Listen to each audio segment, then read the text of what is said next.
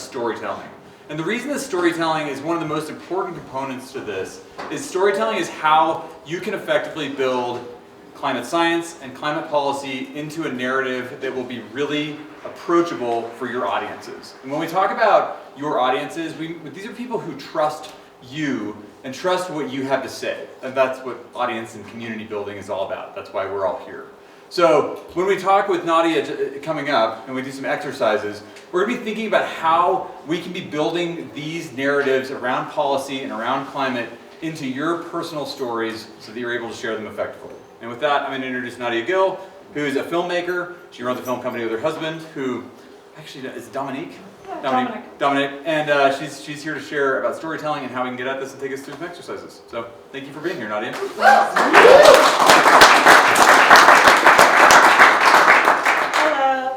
This is my first time giving a workshop, so I'm going to give it everything I've got, but feel free to give me feedback about what worked and what didn't work afterwards. And I'm just going to try and share with you what I've learned over a decade of making films and tailoring them for audiences. So first thing I'm going to share is my own story. Okay, so you'll see that's me at 5, and that's me at 35. I'm a little bit older than that now. But a lot happened during that period, and I use that information when I'm talking to other people and trying to motivate them to essentially do what I want them to do. And I know that sounds a little crude, but ultimately it's called the art of persuasion. I try to have an informed opinion. I work really hard at trying to figure out, what's good for the world and how facts relate to the things that we do, and then I try and take that information and impart it on other people and persuade them to come along with me for the journey. So I was raised in suburban Los Angeles. I was born to an immigrant family. I kind of had a middle-class upbringing. We didn't have a lot of outdoor time. It was maybe you go to the park sometimes, typical kind of suburban living, but I wasn't introduced to mountain biking or rock climbing or anything like that, and I grew up as a bookworm. I eventually went on to study political science. I became a lawyer, and somewhere in there I think I had a couple jobs, a lot of bartending, sales, stuff like that. But all of that kind of gave me the skill set I need to do my job today, which is documentary filmmaking. And ultimately I learned how to prosecute an argument and persuade people, and those are the two basic tools to what we're trying to do when we make an impact film. So there I am, and this is me, now part of the outdoor state. And the question is, how did I get there? So it all started for me, becoming part of the outdoor state, for me started in around 2010. I went on a backpacking trip to Bolivia. And I was in the Bolivian salt flats when I met my now husband and filmmaking partner, Dominic. And he was already part of the outdoor state, and he was riding his tandem bicycle from Alaska to Argentina, inviting strangers to get on the back and making a documentary about that experience. And I was just like blown away. As somebody who grew up in a completely different environment, I didn't even know bikepacking was like a niche culture that people really did.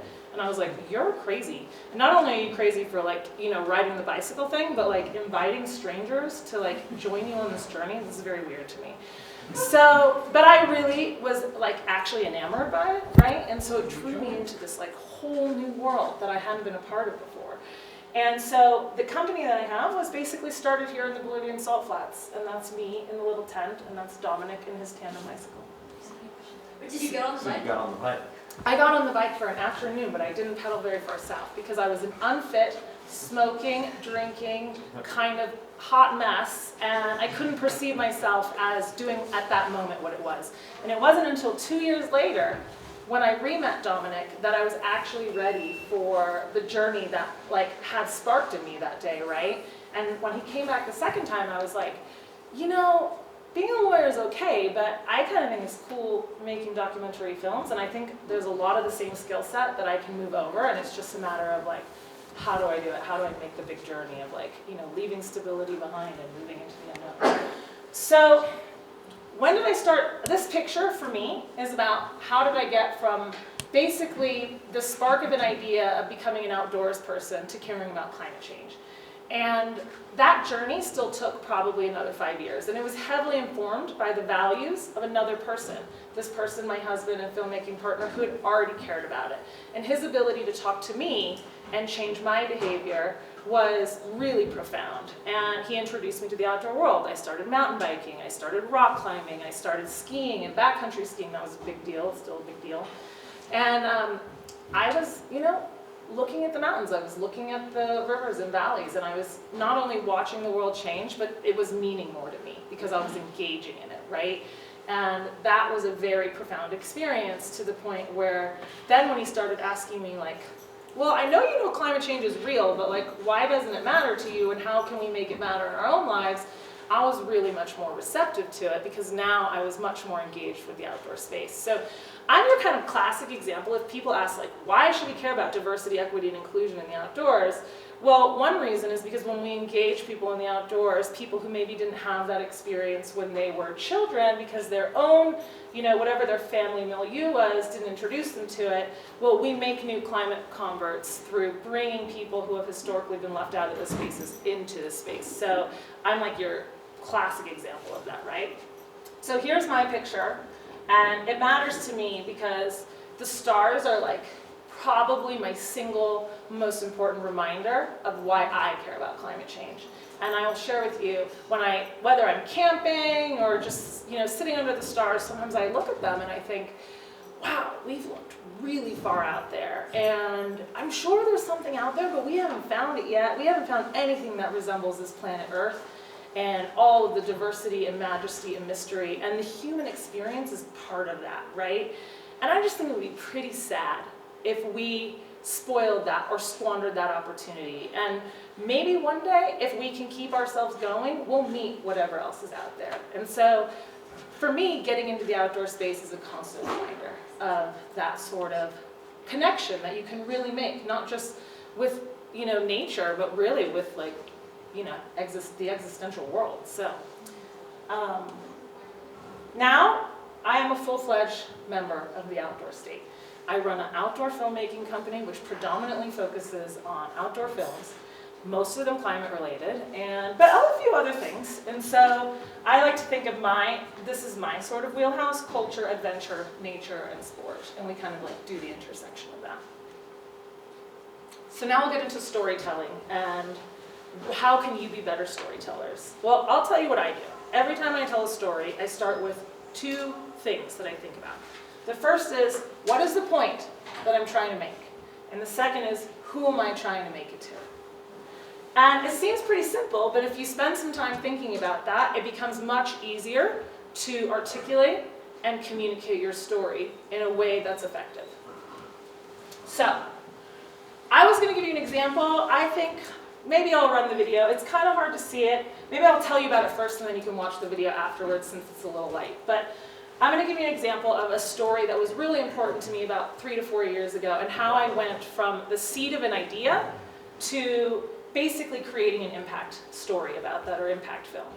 And one day I was reading an article in the New Yorker, I think, about this thing called the Louisiana wetlands and how much they were really disappearing and how much coastal erosion was degrading the environment.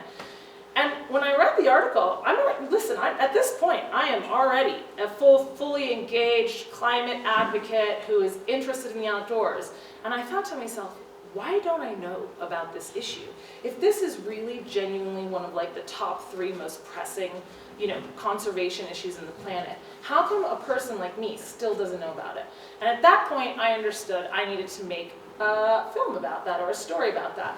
And so I was like, okay, what is it that I want people to know, right? And I just boiled it down to, I wanted people to know it was beautiful and it was going away. And if I have to say, I wanted them to know one more very important thing. It was going away because of us. And that's really important because maybe there's some minutia. I could tell them exactly how it might be disappearing. What were the elements that were causing its demise? But what I wanted to leave them with was that it was going away because of us. Because when something is going away because of us, we can fix it. If it's not going away because of us, sometimes you can feel defeated. You can feel a sense of hopelessness. But I always think if it's my behavior, I can change that, right? So my next question. So now I know. I wanted people to know it's beautiful and it's going away.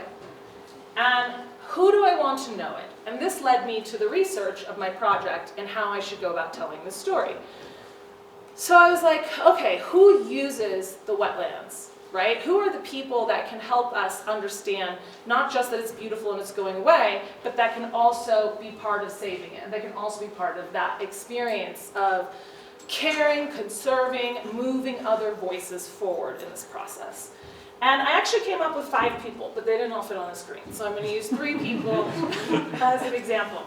And I also picked these 3 people because they related the most to the outdoor state of the 5 people that I had involved in the project. But I've got Ben, I've got Albertine, and I've got Gleason. And Ben is a young, contemporary, he's a member of the outdoor state, he's a paraglider, a camper, a sailor, he's someone who already was living minimally to have the lowest carbon impact he can. And what he was really doing that helped me on my journey to tell people about it was that he was flying over the wetlands in a paramotor and taking images which demonstrated how beautiful it was, right? And so I was like, wow, I can really grab onto that and I can use his images and his voice to help communicate. But I kept thinking, you know, just showing people Ben's point of view won't be enough, because I don't think Ben has all the right, you know, the language and the value of other people that I want to engage in this conversation. And where can I go find more people? So I went from telling one story of Ben. And I thought, okay, I want to engage more people in this discussion. How do I tailor it to those people? So someone led me to Albertine, and Albertine was a lady duck hunter with more charisma than you can possibly imagine, living in Plaquemines Parish at the bottom of the bayou, and she was watching the Mississippi flyway change by the day. And I thought, this is perfect. If I pick Albertine, now I can engage the sportsman's community, the hunting and fishing community, and even in kind of this southern vibe that I just don't have a lot of opportunity to sometimes portray in films. And so I scooped Albertine up into the process, right? And then I was like, okay, who else uses the bayou? And I was like, there's a lot of blue collar kind of workers and working class people there, especially shrimpers and oystermen, and they are having the hardest time accepting what's happening in the bayou. It's really affecting their jobs, it's affecting their income. Okay, how am I going to go find this other person to help tell the story? So I keep searching, and then I find Gleason. And so I start making the film, and ultimately I practice the same questions over. What is the point I'm trying to make, and who am I trying to make it to? And I start to craft a story that has the tone and the character of doing that work. So, Graham, can you help me on here? Yeah. I'll show you what I put together as a trailer. It ended up being a 5-part mini-series, but I think you'll be able to see. This is not the other one. There you go. I think you might be able to see how it went.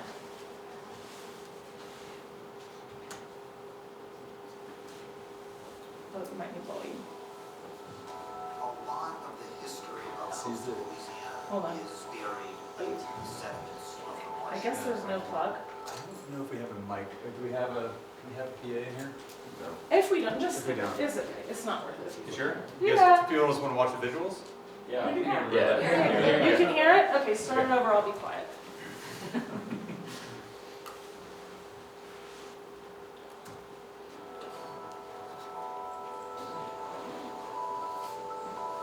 lot of the history of coastal Louisiana is buried in the sediments of the marshes that are here. So Katrina, the water went over the levee and hit sand in my mailbox. Asked me if I was happy. I first saw South Louisiana from the air, flying in the Dodge on commercial flights. Everywhere you look, you see that human imprint. It's what makes it interesting and also tragic. I can remember I caught so much shrimp, I came and delivered the catch 3 times, and I mean round the dock. We was lined up, and now it's none.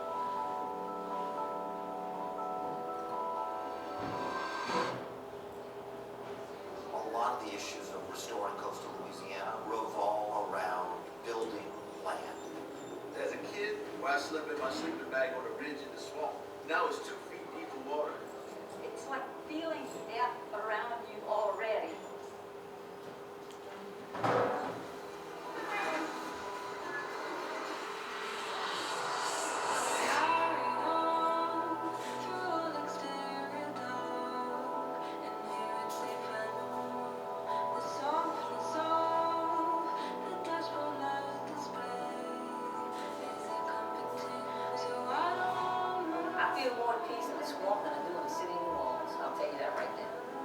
a sense of freedom that you have when you're out in a place like this?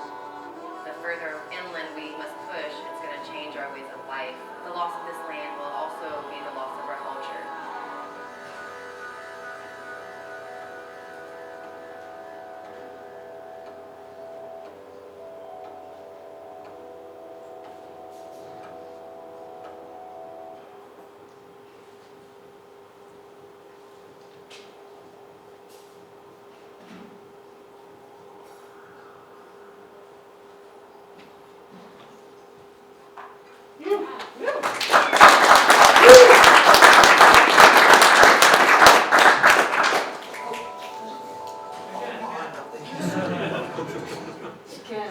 How do we get back to the...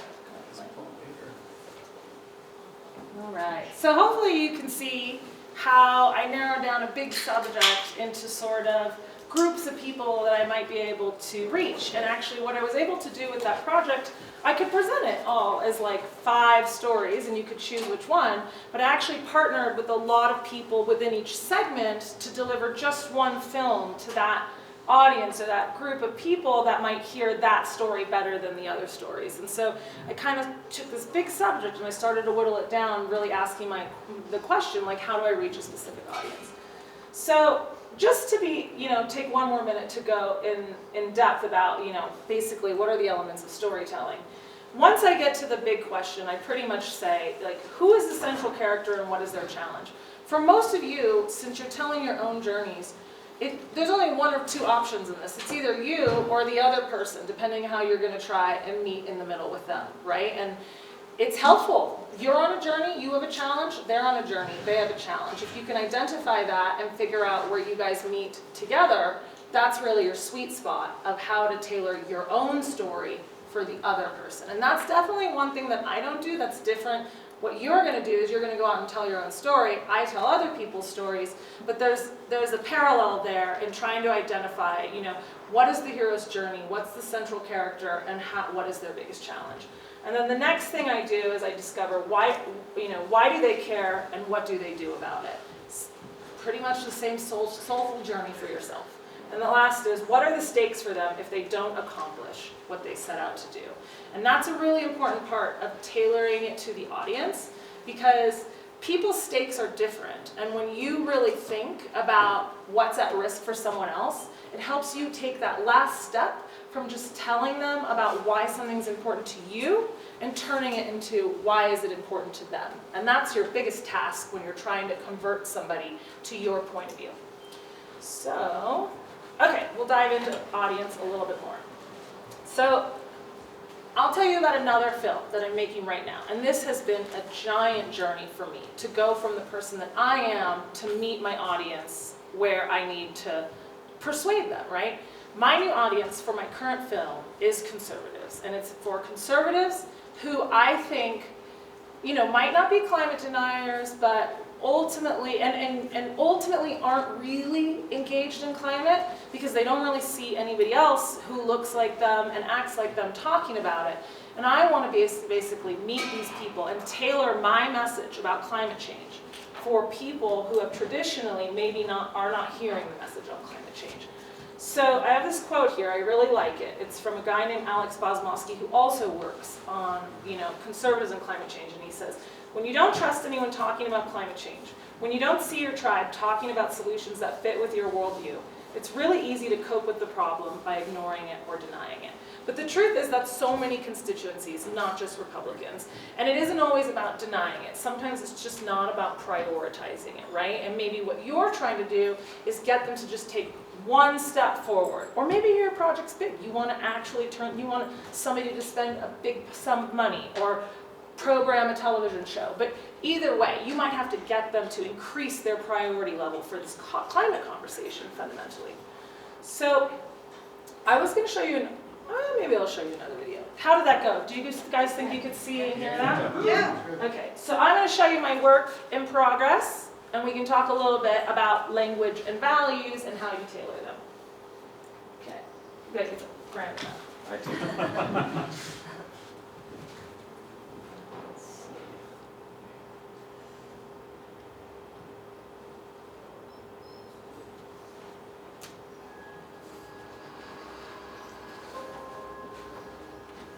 Environmentalism used to be an issue that brought Republicans and Democrats together.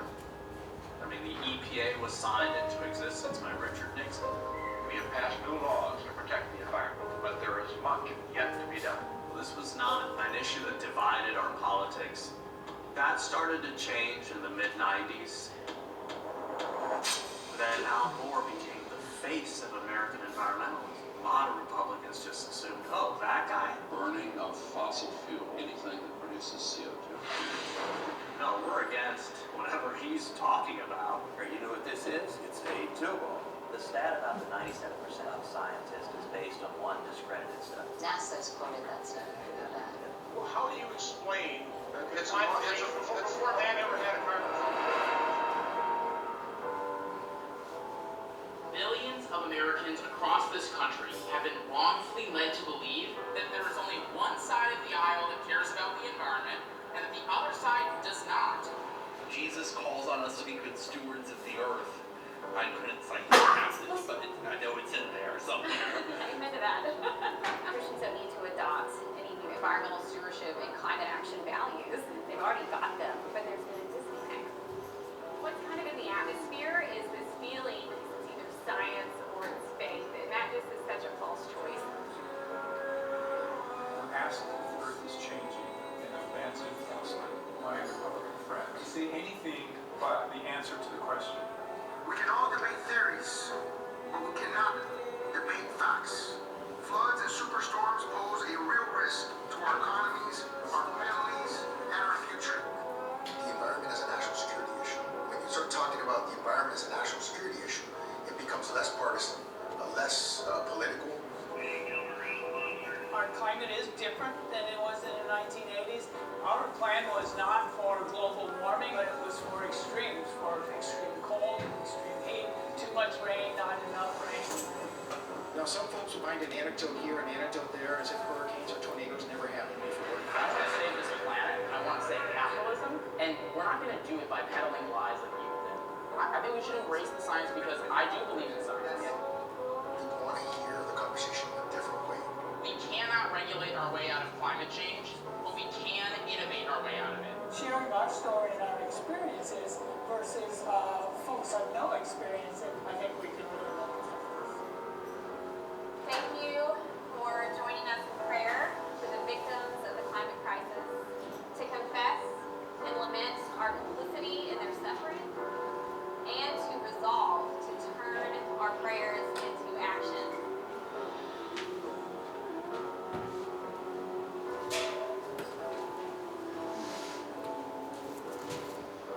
It has a happy ending, right? It remains to be seen. It remains to be seen. So this was a difficult project for me. I mean, I have to really step out of my own perspective, right? And that's part of the journey of persuading somebody, is that it's not about communicating necessarily your language and values. Although the best is if you can find the sweet spot where your language and values, matches theirs.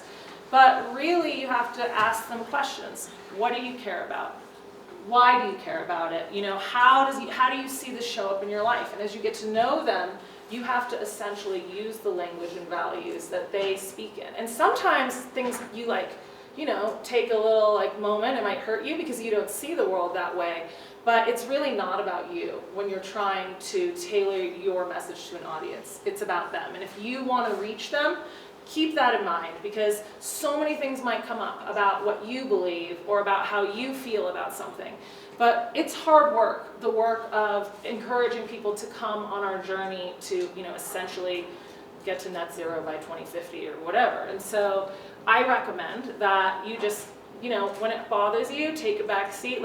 Do I think that's the whole story? No, I don't think it's the whole story. This doesn't say anything about oil and gas and the 50-year history of pumping misinformation into the system.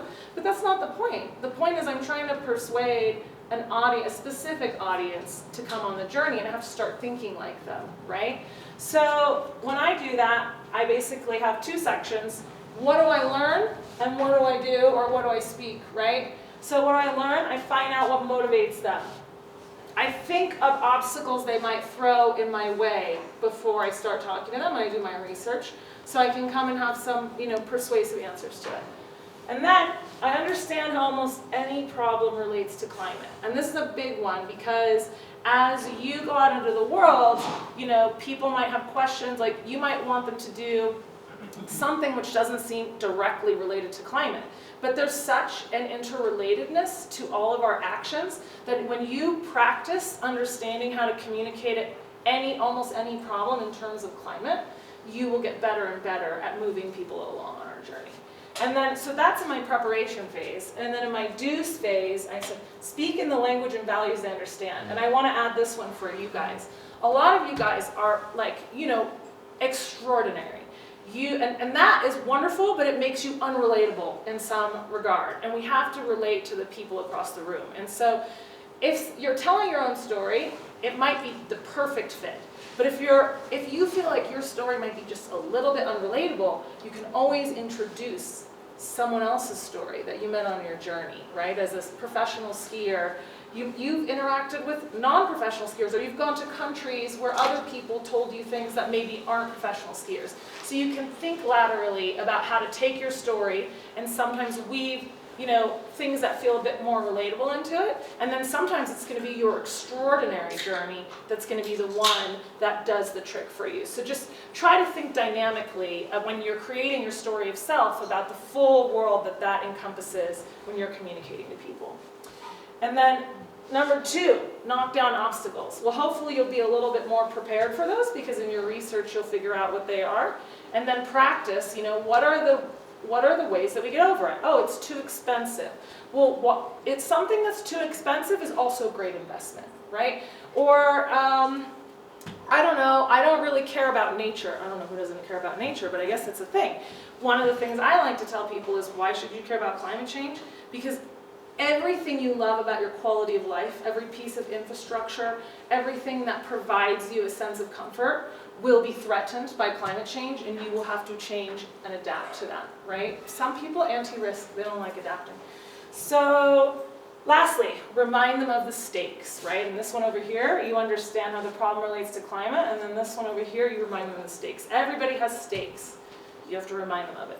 So this is my little 101. Now we're going to do a little workshopping. So if you guys could get into, I have 7 scenarios, I'm going to pass them out. If you guys want to huddle in groups of like 4 or 5, I'm going to pass you out a scenario. And essentially what you're going to do is apply this together. You guys can talk about this in your scenario in your own personal relationship. And then one person should be willing to speak for their group about how they approach the problem of who is this audience member, what is their problem, and then how apply your story or a person in your group story to be able to talk about how your story of self turns into persuading somebody else to see it your way, right? Okay.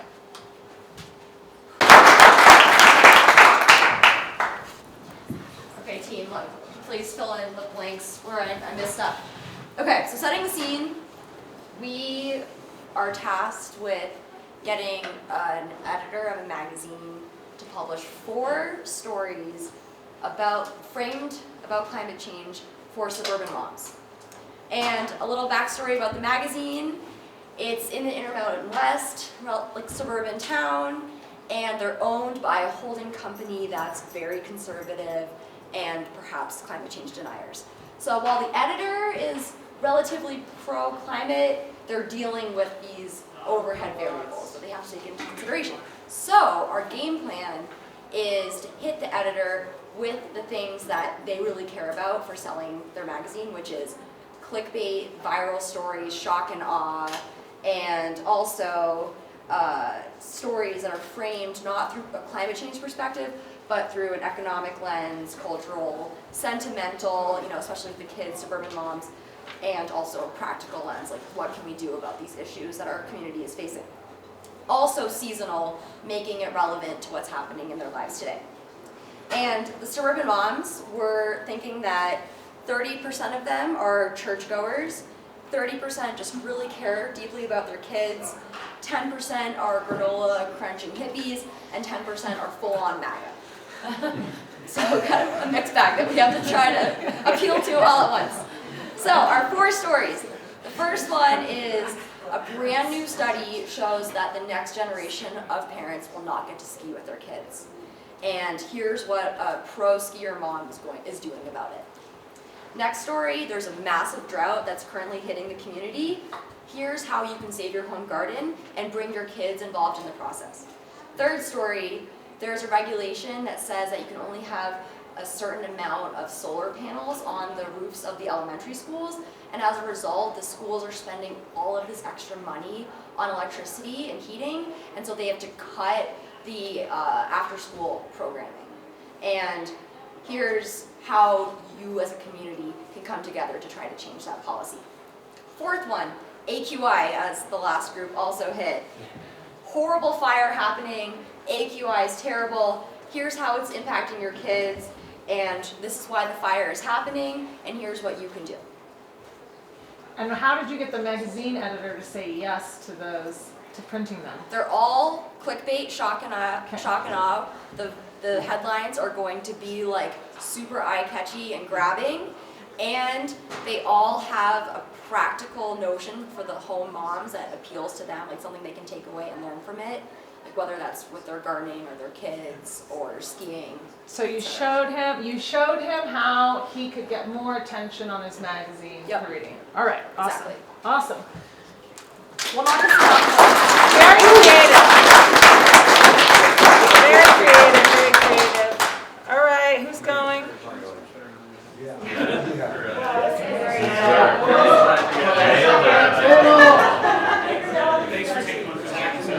We had a lot of debating, so we might not have as.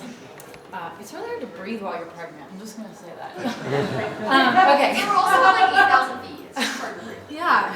I'm like, well. So we had to convince a ski hill owner about starting a program for low-income kids. And so we thought about some motivators that might work for this person. And the first thing, says the pregnant lady, was like, well, do you have kids? Do you have a family? Let's tap into the personal angle and see if we can hit that. And then we thought about acting local as a way to kind of like integrate their company or their ski hill into the community a bit more, because for those of you that live around here, a lot of the clientele is actually not from Tahoe in a lot of these resorts. I think that's the case a lot of places. And then we thought from a financial angle, you kind of get a better look with families, like you could kind of play the family angle if you wanted to. Our big obstacle was like, this could look like the kid version of greenwashing, which I don't know what the term is for that, but it could definitely come across. What's that? Kid washing. Very cute. We will bring that one up. And then the other obstacle was like, you should make this a 5-year plan, because if it's a one-off, it's really going to look like kid bathing or whatever. And then, you know, the relation to climate change, or how this relates back to climate change, was a little bit tough. I think the local angle is probably the one that we would take on this one. And then, yeah, preservation of your environment. That's sort of as far as I got. Team, did I miss anything? You nailed it. Nailed it? I gave you a little hint in my personal story of how it relates to climate change. The more people we engage from those backgrounds, inner cities, people who don't have access to nature, the more future climate stewards that we have. So I think we have one more team. You guys, or is there 2 more? Okay, one more. This is it. All right. Okay, so we were tasked with convincing a philanthropist to give us money to plant a bunch of trees in a community. We didn't get a lot of info on who this philanthropist was, so we started kind of making up a scenario, and we kind of saw the motivating factors as one of 2 things. It could be more focused on preserving the planet for future generations, or it could be more NIMBYism, I suppose, where they live in this community, these trees are better than the development that could go there. So that's the angle we took. And then when we thought of obstacles, we imagined that this person perhaps has made a lot of this money through extractive means, I suppose. There's some fossil fuel money here. So one obstacle with that is the potential hypocrisy, you know, feeling like they don't even want to engage in something climate related because they see themselves as part of the problem. So to sort of usurp that, our idea was that we would play to the idea that they're kind of paying for their sins, if you will. And when we got to this third bullet here of understanding how the problem relates to climate, I think we all understand it, right? Like carbon sequestration. But to them, we would try to keep that more high level and take more of the conservation angle. And yeah, then that is to the first bullet here in the do, which is speaking their language, avoiding the lib words like systemic and climate action, that type of thing. Yeah, using words like conservation instead. And good job. Keeping the community pretty. So. Very well nice. Done. Well done, you guys, for filling in the blanks and figuring out, you know, who these potential people are. And you notice they were all decision makers. That was part of the plan because a lot of you guys have, you know, your own unique power and people that you'll be accessing that can actually, you know, turn the tide of what we're doing. So we went a little over. I'm just going to wrap up by telling you a couple things about why we even bother with storytelling. I had a passage I was going to read, but my book seems to have disappeared. It's really incredible, the power of storytelling. It's actually almost everything we do all the time. Literally, you check your iPhone 15 times, like 150 times a day, looking for a story that's some piece of information. Everything you talk about, what did you do yesterday? How did it go for you? You haven't seen somebody in a long time. All day long, all you do is talk about stories, and that's because it's the dominant method of communication, and it's the dominant thing you do to commune with people and to persuade people, to sway people your direction. And so I'll just say, when I think of storytelling, the power is so awesome that you need a responsibility and you need boundaries to it, because the truth is you could tell a fictitious story and persuade somebody to do something totally unethical. And we've seen it happen, right? We talked about the fossil fuel industry doing this for years. So the power of the story isn't necessarily related to the truth. You have to bring the truth with you into the story to be a person of integrity, because the power of story is great. And whoever holds the narrative holds the power. So that's why we do it. It's me warfare out there. A good story can cut through the noise. And ultimately, you know, be a person of integrity, find good information. Here, people like POW are providing you with such great resources to know how to guide this conversation. When you have new data, you have new information, update your story and stick to it. You guys are going to do great. So thank you.